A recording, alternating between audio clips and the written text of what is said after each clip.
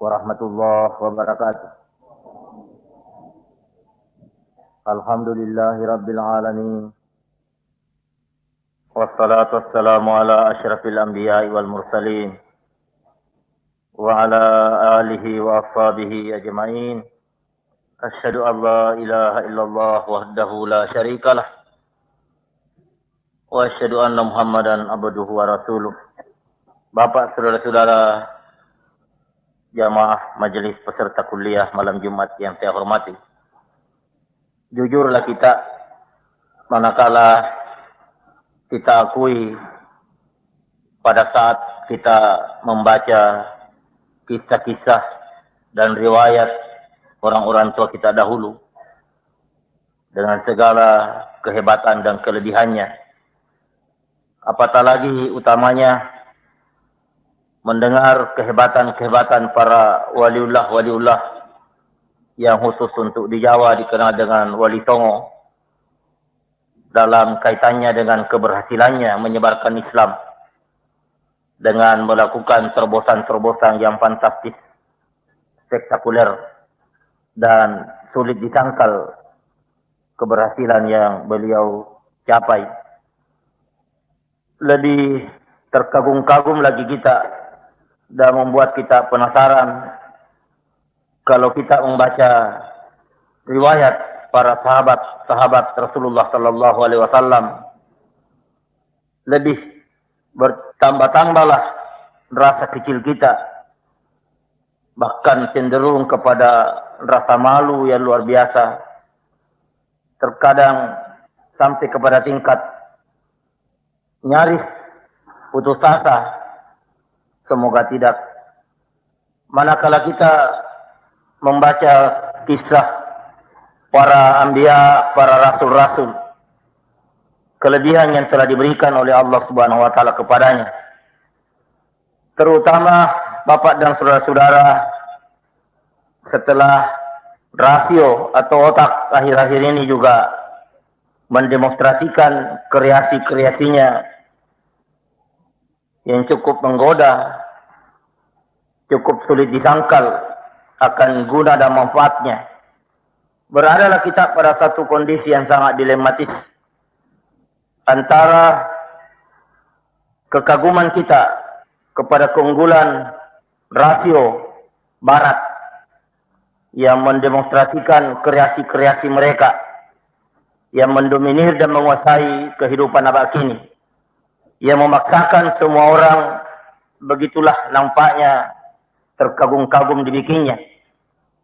Sementara kita tidak bisa tutupi kenyataan kehebatan para waliullah, kehebatan orang-orang tua kita, kehebatan para sahabat-sahabat Rasulullah sallallahu alaihi wasallam, para anbiya yang berhasil setiap saat berhasil merubah keadaan, memperbaiki keadaan.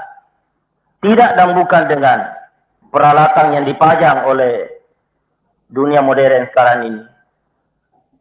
Kita memang bisa menghibur diri Bapak dan saudara bahwa abadnya dan situasinya berbeda. Namun kita tidak bisa tenang setelah kita lebih banyak mendalami sejarah kehidupan Rasulullah sallallahu alaihi wasallam, mencoba menghayati statement-statement Allah Subhanahu wa taala sendiri di dalam Al-Qur'an. Sampai-sampai di depan santri Gunung Tembak saya katakan, dan saya harapkan penegasan kembali pada forum kuliah pada malam ini, materi ini kiranya mengantar kita untuk memperhatikan masalah ini lebih serius. Semoga Allah Subhanahu wa taala berkenan memberikan petunjuk kepada kita bagaimana baiknya dalam kondisi yang sangat dilematis ini. Saya katakan, saya sudah nyaris sampai kepada menarik satu kesimpulan yang sangat ekstrim, yang saya sangat sadari bahwa ini berbahaya. Kiranya pernyataan yang sangat ekstrim ini juga mengundang semua pihak untuk turun tangan dan memberi pemecahan terhadap kondisi yang sangat dilematis bagi kita orang Islam ini. Antara sulit menyangkal kehebatan karya otak sekarang ini, Tapi sulit juga menyangkal kehebatan karya yang suprarasio di zaman para waliullah, para sahabat, dan para anbiya-anbiya. Ini yang saya katakan kondisi yang sangat dilematis. Saya sudah nyaris sampai kepada satu kesimpulan yang saya katakan tadi, sangat ekstrim. Dalam kondisi saya sadari bahwa sangat berbahaya. Tapi apa boleh buat?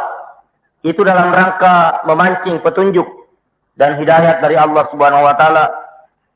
Bahwa manakala otak ini dipacu terus, dijejali terus dengan ilmu, dengan sains, dengan informasi, otak mendapat porsi yang begitu besar, dicerdaskan, diforsir dengan porsi yang jauh lebih banyak, dalam keadaan iman tidak mendapat perhatian yang serius, yang seimbang, itulah awal kehancuran kehidupan di muka bumi ini.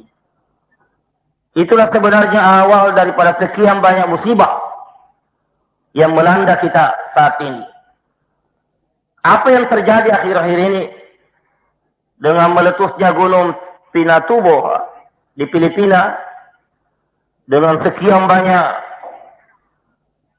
kehancuran yang didatangkannya, meletusnya gunung yang kurang lebih sama di Argentina baru-baru ini, dengan runyannya dan berantakannya hampir rata-rata rumah tangga sekarang ini dengan segala macam ujian dan cobaan, hilangnya ketenangan, keakraban di antara orang-orang yang bersaudara kandung akhir-akhir ini, kadang-kadang hanya gara-gara tanah, sepetak atau sawah, sepetak yang berukuran 2 kali 3 meter saja. Tambah hancurnya moral anak-anak kita. Dan beberapa musibah-musibah lain sebagai peringatan dari Allah. وَلَنُذِيقَنَّهُمْ مِنَ الْعَذَابِ لَدَنَا دُونَ الْعَذَابِ الْأَكْبَرِ لَعَلَّهُمْ يَرْجِعُونَ. Kami timpakan musibah yang dekat, yang ringan-ringan. Dunal azabil akbar, bukan atau belum. Sebelum atau menyongsong mendahului azab yang besar. Seolah-olah itu mengatakan dicicil ini, azab-azab kecil-kecil ini. Diangsur ini azab-azab kecil-kecil ini, ledakan gunung sedikit-sedikit, tabrakan kereta api sedikit-sedikit, resesi sedikit-sedikit, erosi sedikit-sedikit, bencana alam sedikit-sedikit. La'allahum yarji'un. Dunal azabil akbar, menyongsong dan menjelang sebelum azab yang besar. La'allahum yarji'un. Mudah-mudahan si monyong-monyong ini, mudah-mudahan kita la'allahum yarji'un, kembali segera sadar sebelum datang musibah dan azab yang tidak ada lagi kesempatan untuk berpikir. Sebab rasanya Bapak dan Saudara, kalau kita mau jujur, apa lagi sekarang ini yang kurang? Apa lagi yang tidak ada? Berbicara tentang sains, apa lagi yang rasanya sekarang tidak diketahui manusia ini? Kemajuan teknologi luar biasa Bapak dan Saudara. Alat untuk mendeteksi yang namanya bahaya, yang namanya gempa bumi, itu sudah luar biasa canggihnya. Seolah-olah bahwa 100 tahun sebelum gunung meletus, itu sudah diketahui oleh para pakar-pakar dengan peralatannya yang mereka jamin begitu canggih.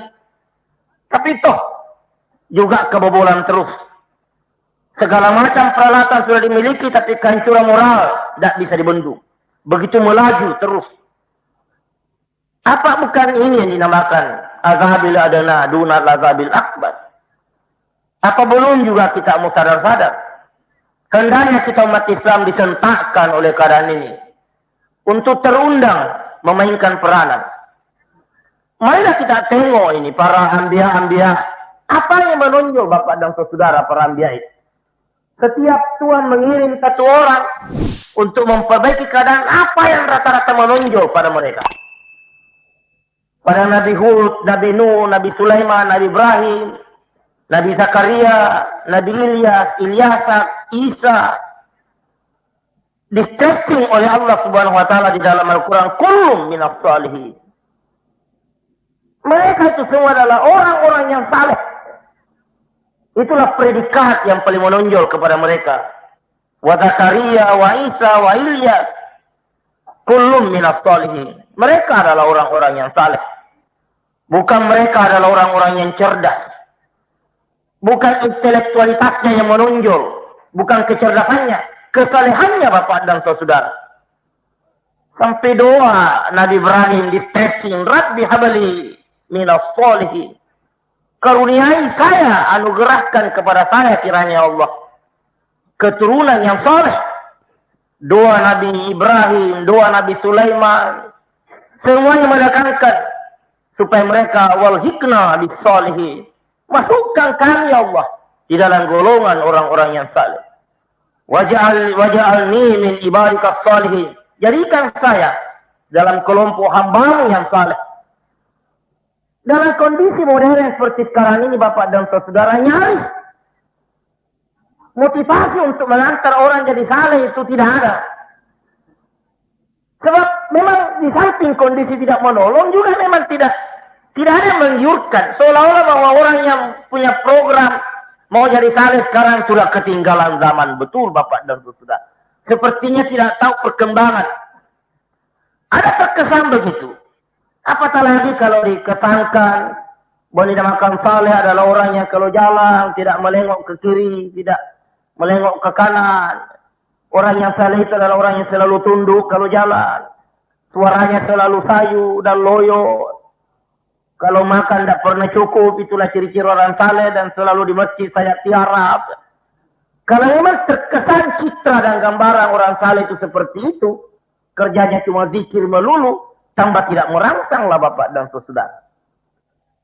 Tapi rada-rada memang format orang saleh itu tidak seperti yang ada sekarang ini Bapak dan saudara. Tidak seperti sekarang. Memang dapat dikatakan orang saleh. Ya kalau mau diekstrimkan, tidak mungkin Bapak dan saudara pakai celana sadelkin. Tidak mungkin tidak mungkin lompat-lompat ke sana kemari, berteriak-teriak tidak keru-keruan. Orang saleh itu tidak mungkin nyerempet-nyerempet spekulasi masuk bioskop untuk kemudian menonton dan ditonton. Orang-orang saleh memang tidak seperti yang kita lihat sekarang ini. Ciri khas orang saleh dijelaskan oleh Allah Subhanahu wa taala, yu'minuna billahi wal yaumil akhir wa ya'muruna bil ma'ruf wa yanhauna 'anil munkar wa yusari'una fil khairat ulaika humus shalihin. Dia beriman kepada Allah, kepada hari akhirat. Dia punya kepedulian untuk senantiasa menggiring orang berbuat baik. Dan dia serius betul-betul untuk mencegah orang berbuat jahat. Wa yusari'una fil khairat. Dan dia bergegak-gegak, bersegera. Dia senantiasa berada di garis terdepan. Dia senantiasa merupakan satu mempromosikan. Dia senantiasa mensponsori, mempelopori yang dinamakan berbuat baik itu. Dia tidak pernah kalah dan dia tidak pernah ketinggalan pada hal-hal yang baik. Tidak pernah dia, ya katakanlah begitu Bapak dan saudara, tidak pernah masuk, apalagi tidak salah jamaah. Dia senantiasa berada di garis terdepan. Jiwa kepeloporannya di dalam kebaikan merupakan ciri khas identitas keberadaannya. Yusari'una fil khairat. Inilah orang yang saleh Bapak dan saudara. Dalam hal-hal yang baik dia tidak mungkin terkalahkan. Dalam hal-hal yang baik dia tidak pernah dia berada di garis belakang. Dia senantiasa di depan. Dalam wirid, dalam zikir, dalam tadarrus, dalam mendekatkan diri kepada Allah Subhanahu wa taala, dalam beribadah, dia senantiasa menang di sana. Nah inilah orang-orang yang saleh.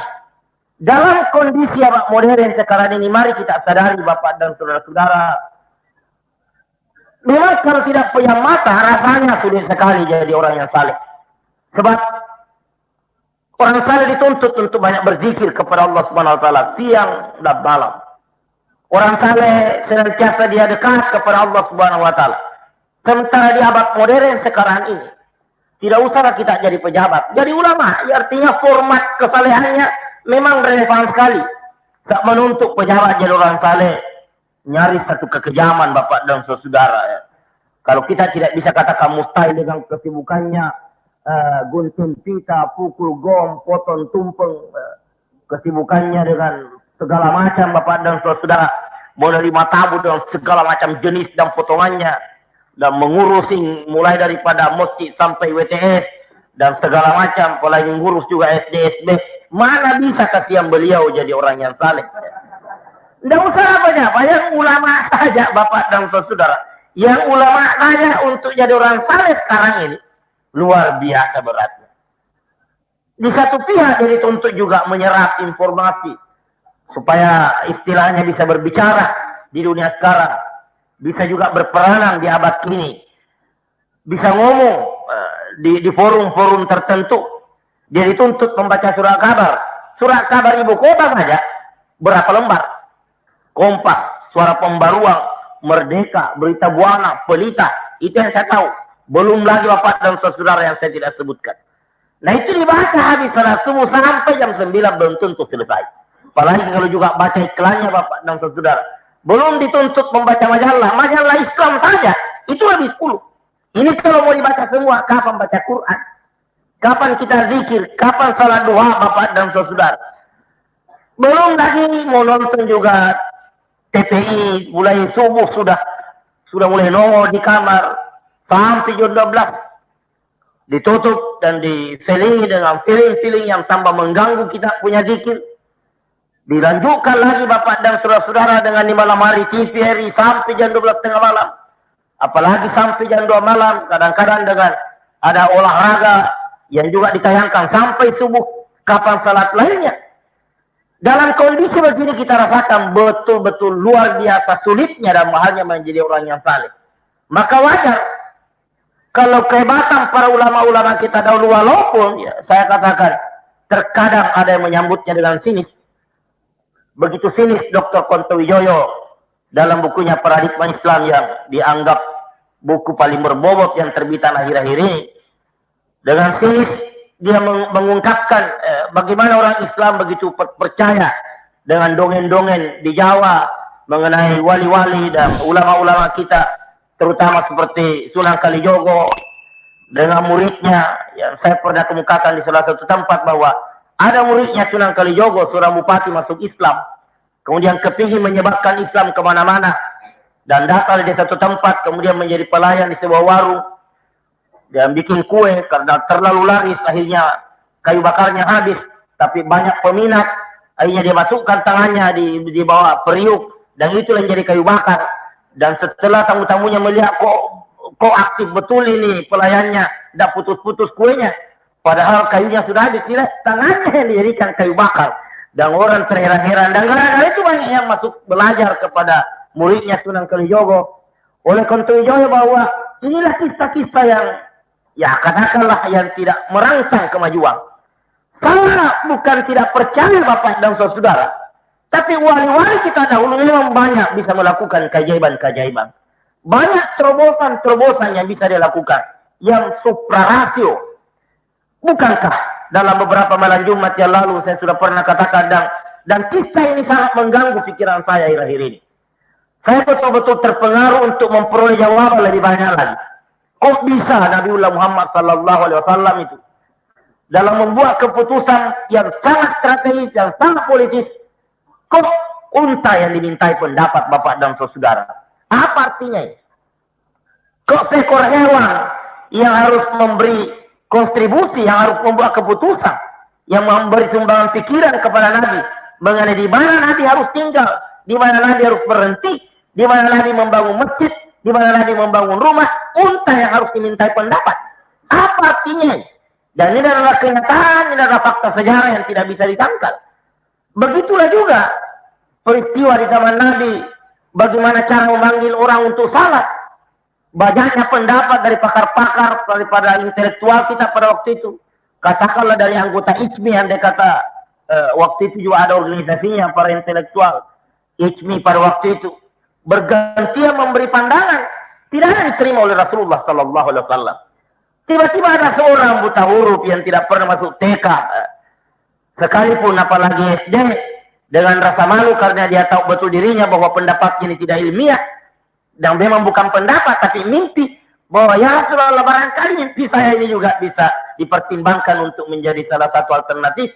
Di dalam memanggil orang untuk salat berjamaah. Begitu dia keungkapan mimpinya. Nabi justru mengatakan itu yang benar, itu yang benar. Ini juga fakta Bapak dan saudara. Dan begitu didengungkan di sebuah hari oleh Bilal itu azan. dengan tergopo-gopo, Umar bin Khattab segera mendatangi Rasulullah. Ya Rasulullah, apa yang diucapkan Bilal tadi subuh itu juga saya mimpikan tadi malam. Saya juga mimpi seperti itu. Nah, Bapak dan saudara, kok mimpi yang jadi referensi?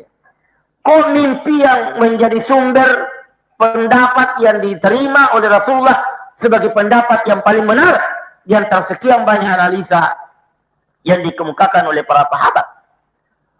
Dan inilah fakta-fakta yang begini ini sulit untuk kita tidak berpikir ulang.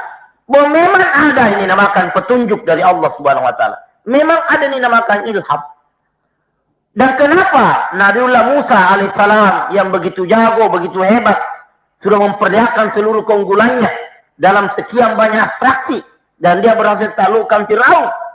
Dia sudah mulai mengaku bahwa memang saya barangkali yang paling pintar di muka bumi ini di antara hamba Allah Subhanahu wa taala yang ada. Justru Tuhan menegur bahwa bukan kamu, ada hamba saya di sana, wa allamnahu min ladunna ilma, yang saya berikan pengajaran dengan langsung ilmu itu dari diri saya. Dan ternyata setelah ketemu dan dipopulerkan kemudian hamba yang saleh ini adalah Nabi Khidir. Memang terbukti bahwa banyak sekali dilakukan Nabi Khidir. Otaknya Musa tidak mampu menjangkaunya, Bapak dan saudara. Nabi Khidir mampu menebak apa yang akan terjadi pada diri anak ini nanti kalau sudah besar. Nabi Khidir mampu mengetahui apa yang akan terjadi di pelabuhan sana yang akan menimpa nasibnya perahu yang sementara dia kendarai. Nabi Khidir tahu, padahal tidak pernah melakukan penelitian, tidak pernah melakukan riset, sebab dia tidak tahu apa itu mencari riset, dan dia juga bukan anggota litbang, dan dia tidak pernah dibimbing untuk itu, Bapak dan saudara. Tapi dia tahu bahwa dinding yang mau rebah ini di kampungnya orang kikir ada warisan. Dan yang lebih mengagumkan, dia tahu bahwa orang tua daripada anaknya adalah orang tua yang saleh. Begitu diberitakan oleh Allah Subhanahu wa taala. Orang tua yang saleh punya anak yang sekarang sudah jadi yatim, ada warisannya tertindih oleh dinding ini. Dan kalau tidak tegakkan, maka anaknya akan melarat. Dari mana Khidir tahu itu, Bapak dan saudara? Kalau bukan itu yang dinamakan ilham, bukan itu yang dinamakan petunjuk dari Allah Subhanahu wa taala. Hendaknya dengan rangkaian bukti-bukti yang seperti ini, kita sudah mulai mengarah untuk menarik kesimpulan bahwa tidak mungkin dan tidak bisa dijamin sepenuhnya kejituan sebuah pendapat kalau diandalkan, tergantungkan semata-mata kepada otak saja tanpa izin dari Allah Subhanahu wa taala. Tanpa restu dari Allah Subhanahu wa taala yang dinamakan petunjuk. Pada waktu Nabiullah Muhammad SAW sementara duduk di satu tempat, oleh orang-orang kafir memang sudah mempersiapkan batu yang cukup besar yang sudah mau digulung. Beberapa detik lagi kalau batu itu jatuh, akan ketimpalah kepalanya Rasulullah. Dan tentu dalam teori perhitungan matilah seketika. Dan beberapa detik sebelum batu itu jatuh, Nabi berdiri. Dan begitu Nabi tidak berada lagi di tempat itu, batu pun jatuh. Dari mana Nabi memperoleh masukan? Sementara dia tidak mempunyai peralatan canggih, keluaran pabrik di Jerman yang senantiasa ada ditempelkan di pinggang Bapak dan saudara. Dan kita akhirnya berjalan kemana-mana lengkap dengan antena ke sana kemari. Nabi kan tidak punya peralatan seperti itu. Tapi ada detakan, dan inilah ilham. Inilah petunjuk dari Allah SWT. Berdiri segera. Dan begitu Nabi berdiri, batu pun jatuh. Kita tidak bisa sangkal hal-hal yang seperti ini. Tersentak hendaknya kita. Terlalu terbatas kemampuan kita. Dan terlalu banyak yang memang kita tidak ketahui. Sementara pasti ada. Tidak ada yang sangkal bahwa nyawa itu ada. Kita tidak bisa hidup kalau kita tidak punya nyawa. Tapi kita tidak tahu nyawa itu di mana letaknya. Dan berapa berat ukurannya. Timbangannya. Ukurannya juga berapa. Kira-kira bentuknya berapa. Apa nyawa itu menyebar ke seluruh badan kita. Sampai ke kuku kita. Sampai ke rambut kita yang masih hitam atau yang sudah ubana. Apa juga ada nyawa di sana tersebar. Atau dia tinggal di satu tempat saja. Di mana kira-kira? Apa di kerongkongan? Apa di jantung? Apa di ujung kaki? Apa di lutut? Ini tidak ada yang bisa tahu. Biar pakarnya pakar, Bapak dan saudara, neneknya para saintis tidak tahu. Padahal itu pasti ada. Nah, ini saja hendaknya sudah cukup untuk kita jujur mengakui keterbatasan kita. Jadi di dalam membuat satu analisa, di dalam membuat satu hipotesa, yang didahului dengan mengumpulkan data, Ada satu data paling eksis, tidak mungkin kita bisa kumpulkan menjadi data. Tidak bisa kita dapatkan nyawa itu sendiri. Padahal bukan saja nyawa sebagai sesuatu yang gaib. Banyak lagi hal-hal yang gaib yang nyata adanya di dalam kehidupan kita ini dan berpengaruh. Sebutlah diantaranya malaikat. Jangan dikira itu malaikat tidak berperanan di dalam kehidupan kita sehari-hari. Di samping yang sudah dibagi-bagi tugasnya oleh Allah Subhanahu wa taala dengan yang umum kita ketahui, yang membagi rezeki, yang mencabut nyawa, dan yang meniup terompet, dan yang membawa wahyu. Di samping itu malaikat-malaikat yang jutaan ini jumlahnya juga dengan tugas-tugas tertentu, Bapak dan Saudara. Kita sudah tahu bahwa ada namanya wa'ayyadnahum biruhil qudus. Ada malaikat yang distilahkan oleh Allah dengan Ruh Kudus senantiasa disiap-siapkan untuk menambah kekuatan kita. Dan jumlah mereka bi 5,000 minal malaikati muslimin. Kadang mencapai jumlah 5.000 malaikat yang ditugaskan mendampingi kita. Ini kan bukan cerita novel, Bapak dan Saudara. Ini wahyu. Ini Tuhan yang ngomong, yang bikin profesor yang kudisan itu. Dan ini profesor saja sering kita sulit sangkal pendapatnya karena dasar dia profesor. Dan kita cuma S0, apalagi yang S4. Ini Allah yang ciptakan, profesor itu yang bilang. Bahwa ada malaikat, dan itu berperanan. Jadi tolong wahai para peneliti.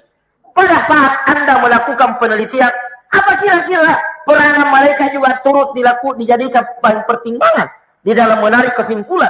Bahwa ini bisa saja terjadi tidak seperti ini karena malaikat lepas daripada pemantauan kita. Kalau secara jujur, hendaknya akan dikatakan begitu. Bahwa waktu-waktu bisa saja tidak seperti ini karena malaikat tidak bisa diatur. Tidak bisa didatakan. Bahwa malaikat bisa tidak akan mengganggu keadaan ini, Bapak dan Saudara. Belum lagi yang dinamakan jin yang memang kurang lebih dengan manusia. Cuma dia makhluk halus dan dia gaib bagi manusia. Tapi jelas tidak gaib bagi Allah Subhanahu wa taala. Dia berperan, dia eksis. Dan dia aktif, Bapak dan Saudara. Sekali-sekali kita dikagetkan ada orang tiba-tiba sakit. Ya orang mengatakan, wah itu kemasukan jin. Atau tiba-tiba tidak beres-beres, dikatakan itu diganggu jin.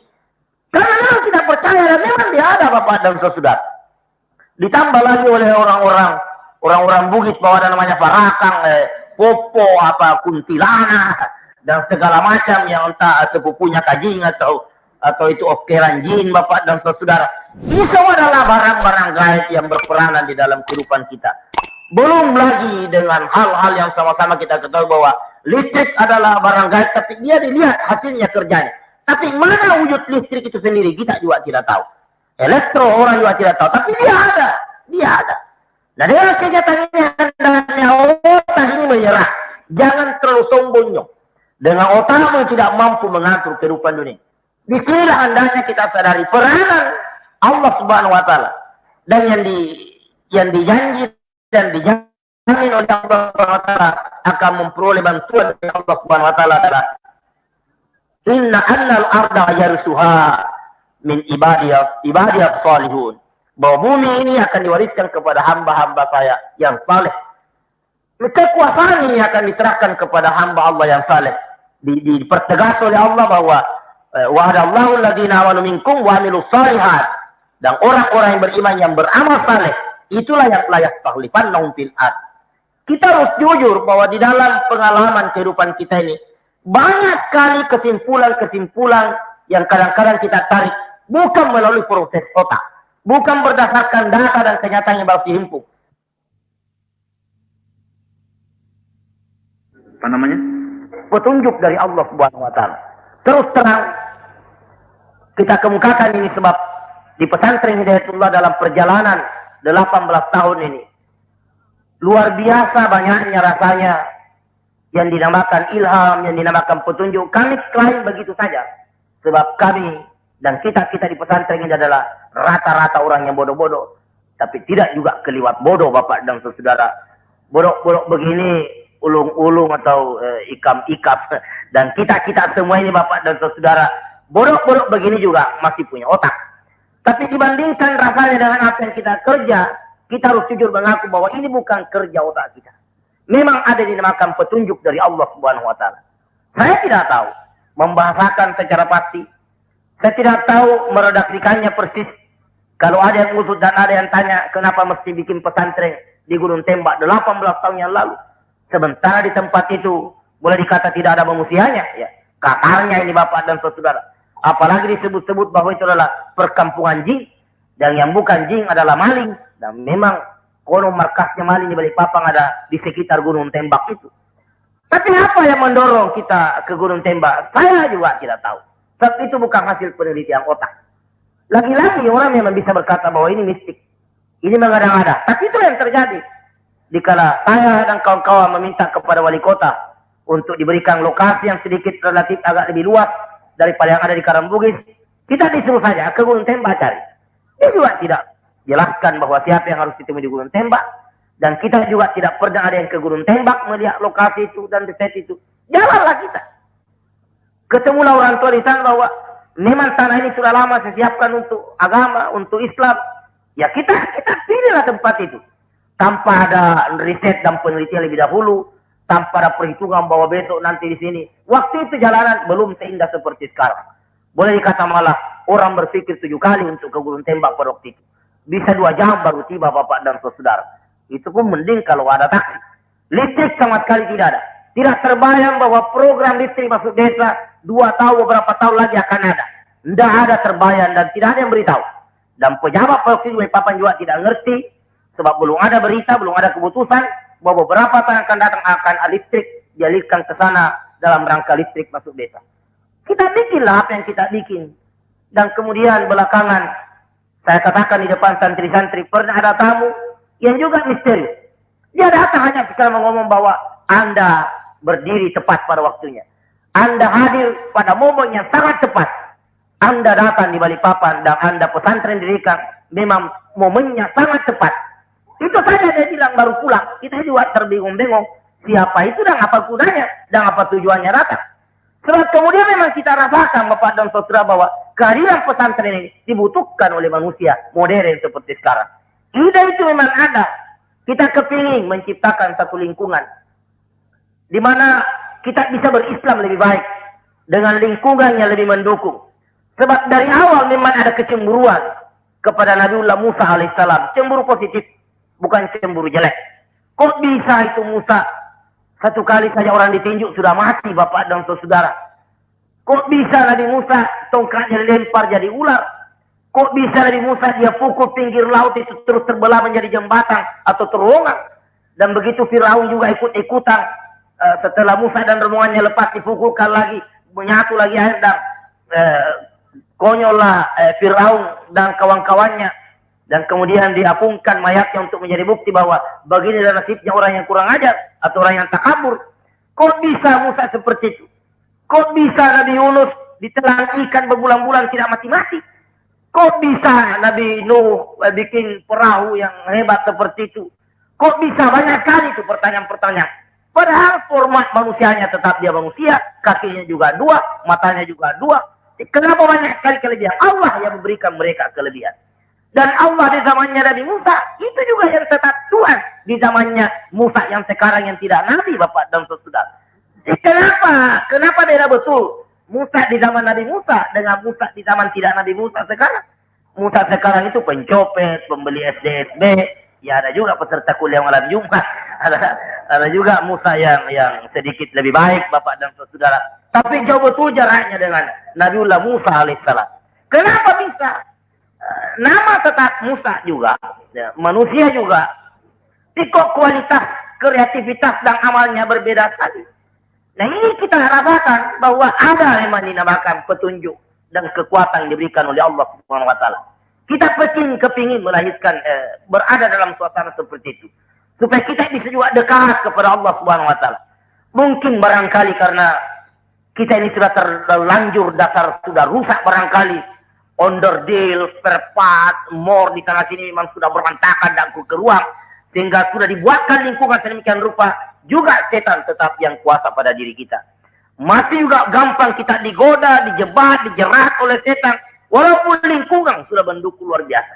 Dan kita berharap dengan lingkungan ini Bapak dan Saudara, kita dapat menantikan munculnya anak-anak kita. Yang dari kecil memang sudah bisa akan berzikir. Dari kecil memang sudah berada dalam lingkungan yang membuat mereka ada harapan untuk menjadi anak-anak yang saleh. Saya kemudian minta pengertian dan minta tolong untuk kawan-kawan para fungsionaris pondok pesantren khususnya yang bertugas di Gunung Tembak untuk terus-menerus meningkatkan kualitas lingkungan ini yang menjebak anak-anak kita menjadi anak-anak yang saleh, yang merasakan kehadiran Allah Subhanahu wa taala di dalam dirinya, yang membuat mereka terangsang dan rindu untuk senantiasa dekat dengan Allah Subhanahu wa taala, yang membuat mereka asyik untuk selalu menyebut nama Allah Subhanahu wa taala, yang membuat mereka nikmat untuk selalu mengenal Allah Subhanahu wa taala. Tetapi ini memang penuh dengan tantangan, sampai saya berpikir dan pengertian kepada orang-orang tua, khususnya anak-anak santri putri kita. Kemarin kita bertahan untuk santri putri kita selama sekian tahun tidak keluar kampus. Kemudian ada semacam tuntutan dan arus untuk pada lebaran atau pada Ramadan mereka diperkenankan pulang ke kampungnya. Dan inilah kenyataan yang berkata bahwa 1 bulan di rumahnya itu bisa memporak-porandakan 11 bulan peningkatan kesalehan pada diri anak. Luar biasa Bapak dan Saudara. Kejamnya suasana di luar itu. Sadisnya keadaan di luar. Bukan saja setelah mereka berada di rumah, tapi dalam perjalanan ini. Di kapal Bapak dan Saudara, mereka tidak bisa bertahan menjadi anak-anak yang saleh. Mereka akan apalagi kalau di kapal dengan di kelas ekonomi, di mana berjejak dan berjubel laki-laki yang tidak mandi, yang tidak potong-potong rambut, yang tidak kenal tuang, yang tidak kenal ibadah. Disitulah juga mereka balik kesian dan dia dengarkanlah ngomongan yang tidak keruak. Itu cukup meruntuhkan nilai-nilai kesalehan yang ada dalam dirinya. Mari hendaknya kita mencoba pejam mata dan menerima ini bahwa tidak gampang. Memang pahit dan sulit untuk mengantar anak-anak kita menjadi saleh. Marilah kita lihat anak-anak kita sekarang ini. Sejauh mana nilai kesalehan mereka terhadap kita. Indah kita lihat anak-anak kita dahulu Bapak dan saudara-saudara yang sering saya kemukakan dari segi akhlaknya saja. Memang begitu menyenangkan. Dia lewat di depan orang tuanya. Bukan saja dia turunkan tangannya, tapi memang dia rebahkan badannya sebagian untuk menunjukkan penghormatannya kepada orang tuanya. Dan kalau dia jabat tangan dengan orang tuanya, kalau tidak pakai kopiah, dia pegang kepalanya. Entah dari mana juga tarekatnya ini Bapak dan Saudara. Tapi itu adalah ciri khas sakit mereka, mau menunjukkan akhlak dan kesalehannya. Apalagi kalau dia baca Quran, tidak mau seenaknya, harus ambil bantal dan berwuduk lebih dahulu. Kemudian dia baca dengan penuh rasa asyik. Kalau dia salat memang nampak dia sungguhan. Dia ke masjid dengan penuh kesopanan dan tawadu. Mana kita bisa menemukan anak muda seperti sekarang Bapak dan Saudara. Dia ke masjid sambil menyanyi-nyanyi Bapak dan Saudara. Tiba di masjid dia anggap bar, lari ke sana kemari. Walaupun tetap saja ada anak-anak yang mampu kita lihat menggembirakan. Tapi anak yang sudah tiap malam kenal bar, kenal disco. Anak yang setiap malam kenal yang dinamakan band. Nyanyi hura-hura di sana sini. Apa masih mungkin anak begini ini memperbaiki dirinya dengan kesalehannya datang di masjid dengan penuh tawadu dan penghormatan kepada Tuhan? Inilah lingkungan kita. Kalau kita tidak paksakan menciptakan lingkungan yang menolong, apa masih ada harapan kita punya anak yang saleh? Dan kalau tidak punya anak saleh, maka otak akan berkuasa dan musibah demi musibah akan terus terjadi. Alhamdulillah Bapak dan Saudara, saya juga tidak tahu apa alasannya. Kemudian kita memelihara walaupun sempit, walaupun kecil, yang dinamakan hutan lindung di Gunung Tembak. Begitu saya pulang dari Sulawesi, saya melihat teman-teman mulai merobohkan hutan lindung.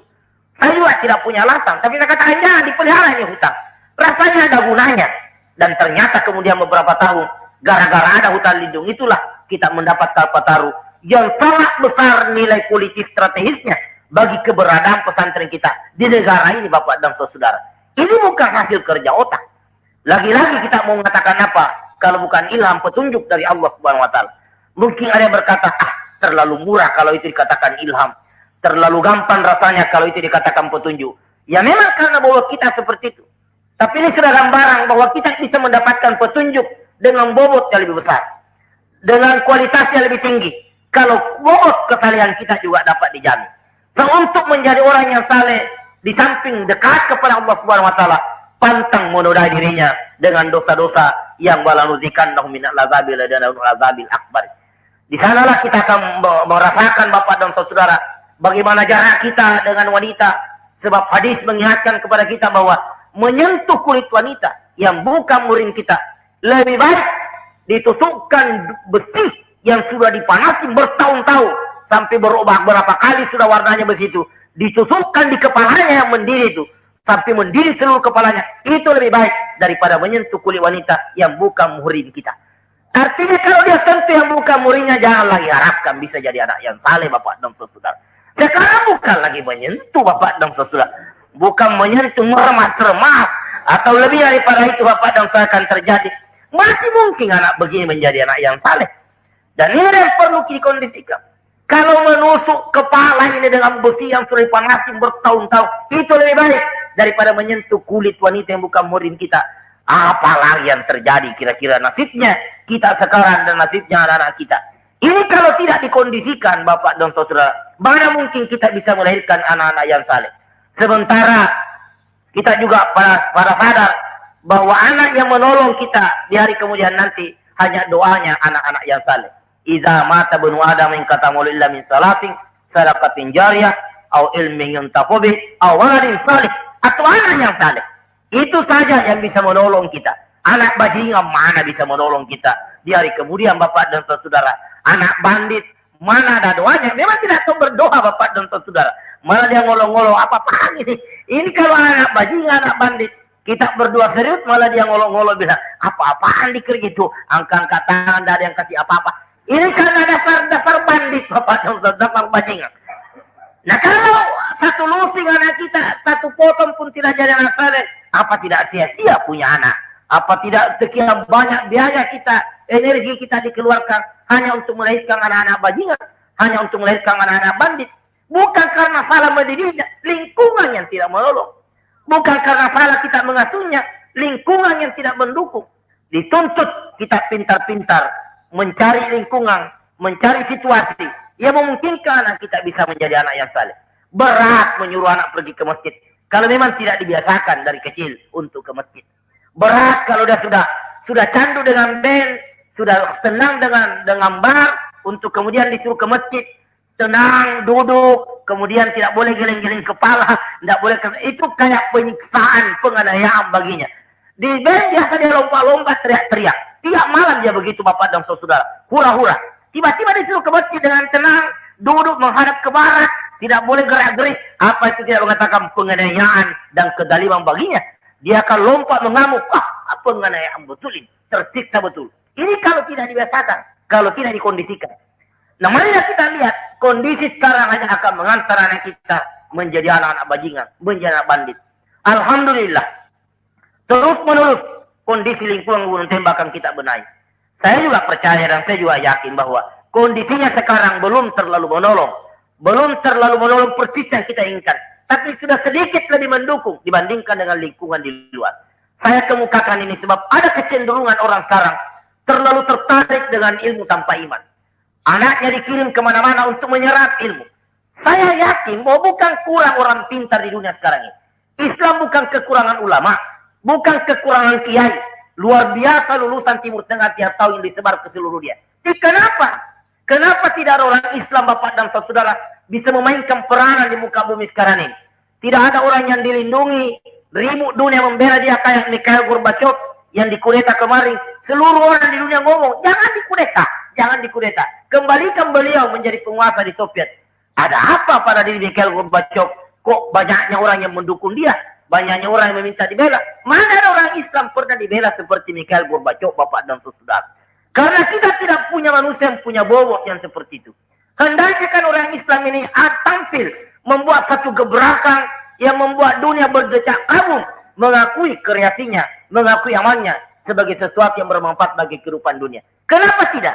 Bukan karena kurang orang pintar, cuma kurang orang mendapat petunjuk dari Allah Subhanahu wa taala. Kurang orang mendapat hidayah dari Allah Subhanahu wa taala. Kalau memang kita mampu mengakui dengan penuh kejujuran bahwa terlalu lemah ini otak untuk menghadapi problema sekarang, Bapak dan saudara. Terlalu lemah, terlalu tidak mampu nih otak untuk menghadapi problema dunia sekarang ini. Tidak usahlah problema dunia, problema diri, problema istri, problema anak, Bapak dan saudara. Melangkah lagi problema keluarga, problema teman, apalagi problema dunia. Tidak mampu nih otak kalau memang tidak minta dari Allah Subhanahu wa taala. Statement Allah Subhanahu wa taala bahwa kullu minas salim, para anbiya yang berhasil dalam perjuangan ini adalah orang-orang yang saleh. Nabi para minta kepada Allah supaya dijadikan orang yang saleh, bahkan minta diberikan anak yang saleh. Dan Nabi Allah juga memberikan statement bahwa hanya orang-orang yang saleh akan dialah yang berhak mewarisi kekuasaan ini, mewarisi bumi ini. Hendaknya mendorong kita untuk berlomba menjadi orang-orang yang saleh. Kita berlomba memperbaiki ibadah kita. Kita berlomba memperbaiki zikir kita. Kita berlomba memperbaiki akhlak kita. Watak kita, kepribadian kita. Jangan kita dikalahkan oleh siapa saja. Kita berlomba senantiasa untuk berada di garis terdepan di dalam merebut predikat orang-orang yang saleh. Memadai Bapak dan Saudara, peristiwa di zaman Nabi hendaknya menyentakan kita betapa hebatnya yang dinamakan petunjuk dari Allah Subhanahu wa taala. Hewan pun bisa dimintai pendapat kalau itu adalah petunjuk dari Allah Subhanahu wa taala. Orang bodoh pun pendapatnya yang tidak terima kalau itu adalah petunjuk dari Allah Subhanahu wa taala. Nabi Musa di KO betul-betul ada beheder. Dia harus mengaku bahwa dia tidak banyak tahu. Ternyata dia tidak tahu apa hal-hal yang perlu dia tahu. Itu adalah karena petunjuk dari Allah Subhanahu wa taala. Di dalam salat, di dalam zikir, di dalam wirid, di dalam baca Quran, di dalam konsisten dan konsekuen melaksanakan ajaran Islam. Itu semua adalah persyaratan. Itu semua adalah sarana, wadah untuk kita menyadap dan menyerot petunjuk dari Allah Subhanahu wa taala. Tanpa mengundang keterlibatan Allah, satu kesombongan, satu keangkuhan, satu ketakaburan Bapak dan saudara-saudara. Kalau kita mencoba menganggap diri mampu memperbaiki dunia ini tanpa mengundang keterlibatan Allah Subhanahu wa taala. Kita di pesantren tidak sedikit peristiwa, tidak sedikit kejadian-kejadian yang semata-mata adalah karena petunjuk dari Allah Subhanahu wa taala. Siapa yang bisa memperkirakan pada saat tanah di Karambugis ini mau dijual sekian puluh juta, pada saat kita tidak punya uang 1 sen pun juga berdetak, dan entah dari mana detakan itu kita harus beli. Padahal uang 1 sen tidak ada. Di tanah mendesak supaya saya bayar, saya katakan sabar Pak. Insya Allah saya akan bayar. Kalau tidak ada uang saya akan masukkan diri saya di Pegadaian. Masa saya tidak bisa dihargai 1 sen pun juga. Saya masuk di Pegadaian akan dapat diberi uang. Dan kalau juga Pegadaian tidak mau terima, saya akan ke Jakarta, mengemis ke sana kemari cari uang. Yang penting tanahnya jangan dijual. Tidak lama sesudah dialog itu, entah siapa yang menggerakkan. Tiba-tiba Bapak dan Saudara, seorang bekas jamaah kita di Balikpapan bertugas di Sumatera Utara mengirim uang 25 juta cash.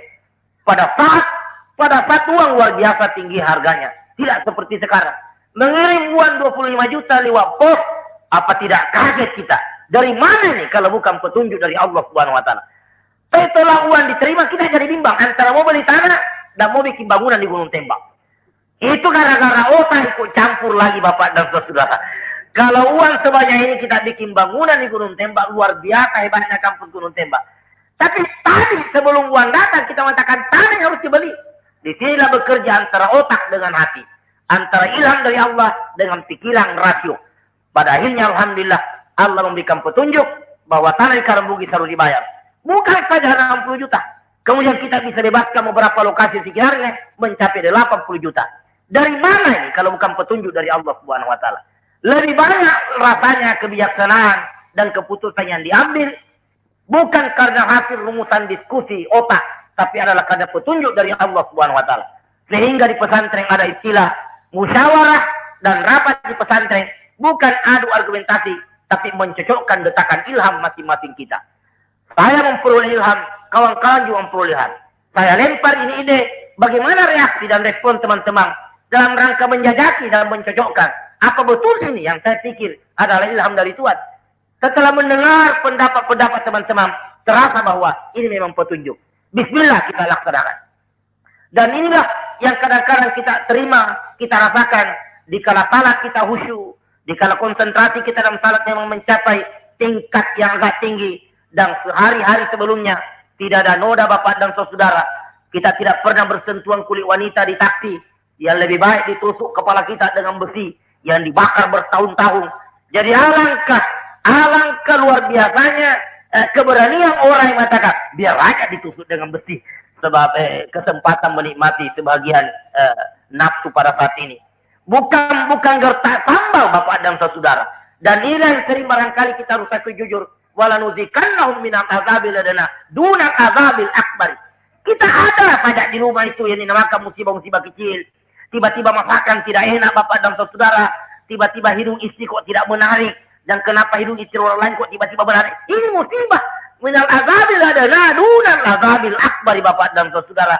Kenapa tiba-tiba anak kita yang tadi zaman itu menyenangkan, sekarang ini menjengkelkan betul. Seluruh tindakannya membuat kita marah. Dan marah itu satu indikasi bahwa setan ikut masuk di otak kita. Marah adalah wujud dan pertanda bahwa setan sudah mulai terlibat lagi di dalam diri kita. Tidak ada orang marah yang cantik wajahnya, bapak dan saudara. Kalau ada orang marah, mesti jelek dia itu. Mesti kayak beruang. Suruhlah istri yang cantik itu, suruh marah. Kalau tidak mencon dia punya hidung, bapak dan saudara. Kalau tidak muncul semua urat-uratnya, matanya kayak mata beruang saja. Pokoknya tidak bagus. Itu tandanya setan masuk. Itulah sebabnya Rasulullah mengatakan, la tagadab, la tagadab. Faradda dan mirarang. Oh sini ya Rasulullah. Selalu dia mengatakan, la tagadab. Yang penting jangan kamu marah. Nasihati lagi apa? Jangan marah. Rupanya dia tahu bahwa ini orang emosional juga. Temperamennya juga tinggi sehingga Nabi mengatakan, yang penting kamu itu jangan marah. Kalau bersedekah sih gampang, tapi marahmu itu tidak terkendali. Saat marah itu peluang setan datang. Dan kalau sering setan datang kepada kita, terlalu banyak dosa yang akan kita lakukan. Dan kalau dosa sudah sering kita lakukan, harapan untuk menjadi orang yang saleh tidak ada lagi, bapak dan saudara. Sementara untuk mengerjakan sekian banyak pekerjaan, memikul sekian banyak beban, tanpa Allah berikan bantuan kepada kita, mana mungkin kita bisa melaksanakannya. Untuk memperoleh bantuan Allah, kita dituntut menjadi orang-orang yang saleh. Itulah kita jangan heran kalau ada kreasi-kreasi orang-orang tua kita dahulu, luar biasa mengagumkannya. Saya tidak habis kagum kepada karya orang-orang tua kita dahulu, seperti yang menulis kitab kaidah bahasa Arab Jurumiyah. Kodong setelah dia tulis, bapak dan saudara, dia lempar tulisannya ke laut untuk mengatakan kalau ini memang ada manfaatnya bagi saya dan bagi umat Islam, tolong ya Allah diselamatkan tulisan saya. Terdampar itu tulisan kemudian di pinggir sungai, bapak dan saudara. Andai kata bukan karena orang yang saleh, tidak mungkin melakukan karya seperti itu. Begitulah orang tua kita, orang-orang tua di Sulawesi Selatan yang tidak usah saya sebutkan namanya, sebab khawatir ada keturunannya yang merasa bangga dan jadi tawa lagi. Banyak sekali karya-karya orang-orang tua kita dahulu di Sulawesi yang sulit kita sangkal kehebatannya. Sulit kita sangkal bahwa ada kelebihan yang mereka miliki. Kalau ditelah, kalau dipelajari, di mana letak kehebatannya? Dia adalah orang-orang yang saleh, yang tidak pernah berhenti berzikir kepada Allah Subhanahu wa taala. Saya pernah menyaksikan seorang orang tua, bapak dan saudara, tidak pernah tanggal salat duhanya, tidak pernah tanggal salat lainnya, tidak pernah tanggal ini makan wirid-wirid yang memang disunnahkan oleh Rasulullah sallallahu alaihi wasallam. Memang nampak juga kelebihannya. Saya saksikan dengan mata saya sendiri, pernah ada orang ngamuk, semua orang kampung pada lari, bapak dan saudara, ketakutan. Saat di samping dia memang orangnya besar, dia juga kepala kampung, memang dia karateka, dan memang dia pendekar. Dia ngamuk dengan senjata, lari semua orang. Orang tua ini datang mengatakan, dengan bahasa Portugis, kena angkat si tumbe. Dia bapak dan saudara, dan senjatanya diteruskan dan minta maaf, dia juga dimarahi. Apa kehebatannya? Dia adalah orang yang saleh. Dia senantiasa mendekatkan dirinya kepada Allah Subhanahu wa taala. Mana mungkin kita bisa memperoleh keajaiban dari orang-orang yang tiap malam di bioskop, di bank, di bar, disco, tentu terus kulit wanita yang bukan muhrimnya, dan jarang dia pergi salat lain, apalagi salat duha, apalagi salat jamaah, anak bajingan dan bandi seperti ini, mana mungkin bisa merubah dunia lebih baik. Semoga kita berlomba untuk melahirkan anak-anak yang saleh, bapak dan saudara, dengan harapan kerja kita dan tanggung jawab kita menciptakan lingkungan yang mendukung di Gunung Tembak adalah urusan kita semua.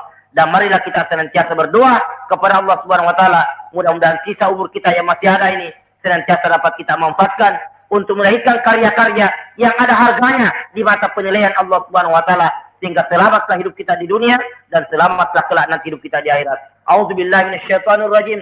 Bismillahirrahmanirrahim. Alhamdulillahirabbil alamin.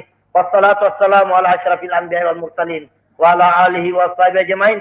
Allahumma qsim lana min hasyatika ma tahulu bi bainana wa baina ma'siyatik, wa min ta'atika ma tuballighuna bi jannataka, wa min al-yaqini ma tuhawwinu bi alaina masa'ibad dunya, Allahumma mattina bi asmana basadina aqwatina mahyatana waj'al warisa minna waj'al sarana ala man dalamana wansurna ala man adana wala tajal musibatana fi dinina wala tajal dunya akbar hammina wala mablagha ilmina wala tusallit alaina man la yarhamuna wala tusallit alaina man la yarhamuna wala tusallit alaina man la yarhamuna amin amin amin ya rabbal alamin wa sallallahu ala muhammadin wa ala alihi wa sahbihi ajmain subhana rabbika rabbil izzati amma yasifun wa salamun ala mursalin walhamdulillahi rabbil alamin wassalamu alaikum warahmatullahi wabarakatuh.